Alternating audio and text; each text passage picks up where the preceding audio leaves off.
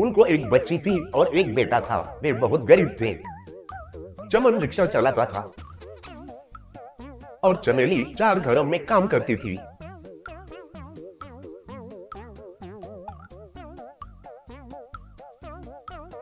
दोनों बच्चों तो स्कूल में पढ़ाई करते थे। गर्मियों का मौसम आया है तो उनके मुश्किलें और भी बढ़ जाते थे। उनके झोंपड़े में फैन भी नहीं रहने के वजह से रातों में बेचारे चमन और चमेली तो बच्चों को हाथ से पंखा करते हुए नींद के बिना ऐसे बहुत सारे रातें गुजारे थे। उनका बर्थडे पार्टी में केक कर बुलाया। मुझे कितना ठंडा है पता है। हमारा घर में इतना गर्मी क्यों रहता है हमारे जैसे गरीबों को एसी खरीदने का पैसे कहाँ से मिलता है बताओ। बापू कम से कम एक फैन तो लगाओ बापू, बहुत गर्मी हो रही है। बोली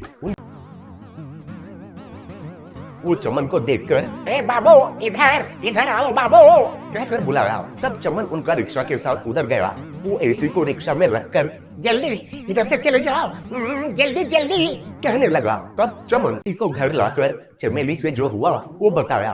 वो भगवान को हमें एसी दिया जैसा लग रहा है। अब से बच्चे और हम खुशी से ठंडा हवा के मजा ले सकते हैं कहा। तब दोनों बच्चे कहकर खुशी से चिल्लाने लगे। तब चमेली उसे ऑन किया। उसमें से ठंडा हवा आने लगी। रात भर बच्चे एसी में सुकून से सोने लगे। ये देखकर चमन और चमेली बहुत खुश हुए। अगले दिन चमन एसी को फिर से ऑन किया लेकिन उसमें से हवा नहीं आया। वो देखकर बच्चे रोने का शक्ल लगा रहे थे। तब उनकी बेटी, बाबू ये क्या हुआ, एक ही दिन में खराब हो गई है, अब कैसे? वो गिरने लगे। ये सारे देखकर वे लोग हैरान हो गए। ये तो जादुई एसी लग रहा है। अब हम इससे करोड़पति बन सकते हैं। बोली। तब चमन, क्या करोड़पति बनेंगे? ये सब संपत्ति तो जिसने एसी दिया उस आदमी का हो सकता है। मैं जाकर उसे वापस देकर आता हूँ। मैं नहीं मानूंगी। बोली। तब चमन, ये गलत है। हमारा जो नहीं है उसके लिए हम आस करना नहीं चाहिए और ये करने से बिल्कुल अच्छा नहीं होगा कहा। बाद में वो एसी रिक्शा में डालकर वापस गया। चमन उस घर के सामने रिक्शा रोककर देखा तो घर के आगे कुछ घोड़े दिखाई दिए। चमन उस एसी को उठाकर घर के अंदर गया।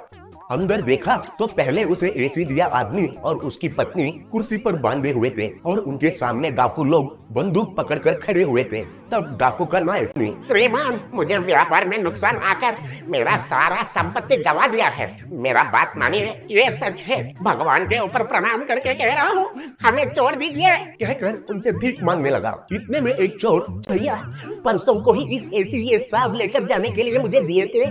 मैंने पूछा कि क्यों मुझे दे रहे थे लेकिन वो कुछ नहीं बताया और एसी देकर भेज दिया और फिर कहकर कुछ कहने लगा। तब उन चोरों का नायक, वो तो हम आ रहे हैं कहकर तुम्हें पहले से ही पता चलकर ऐसे सोना और हीरो को इस एसी में छुपाया है।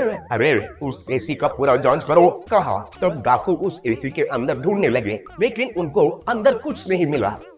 तब चमन, मालिक आप जैसे सोच रहे हैं वैसे उसके अंदर कुछ भी नहीं है और उसके ऊपर ये एक दिन में ही खराब हो गया है, इसलिए वापस देने के लिए आया हूँ बस कहा। तब चोरों का नायक, तो ये बहुत धन्यवाद। वो चोर आने का समाचार मिलने की वजह से मुझे क्या करना है पता नहीं चला और सारा संपत्ति एसी में छुपा कर रखा। तुम ऐसे एसी को ले जाते ही वे लोग मेरे घर में आ गए थे कहा। तब उनकी पत्नी, बाबू वो पैसा सोना और हीरा सब लेने का तुम्हें मन नहीं हुआ? बच्चों के लिए एसी मिलेगा तो बस ये सोचा था लेकिन पैसे मिलेंगे कहकर नहीं सोचा। इधर आने के बाद मुझे सब कुछ समझ में आया, इसलिए मैं उन चोरों से झूठ कहा।